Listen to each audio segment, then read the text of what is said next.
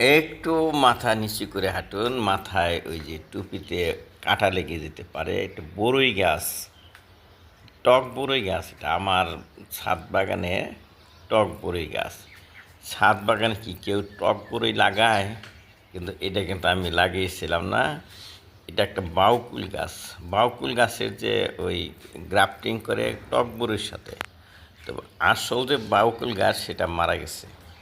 মারা যাওয়ার পরে যে ওই টক বড়ির যে নিচে গোড়া ছিল ওখান থেকে দুইটা ডাল হয়েছে, সেটি এখন কাণ্ড হয়ে গেছে। কিন্তু ওই বাউকুলের চেয়ে কিন্তু ওই টক বড়ি আমাদের কাছে স্বাদ লাগে, বিশেষ করে আমার ওয়াইফের কাছে।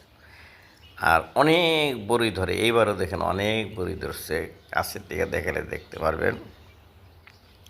তো এই 10-12 বছর যাবৎ এই গাছে বড়ি খাচ্ছি। এই যে দেখেন, এই যে দুইটা কাণ্ড দেখাচ্ছে, মাঝখানে যে ফাঁকা জায়গা, এইটাই ছিল বাউকুল গাছ।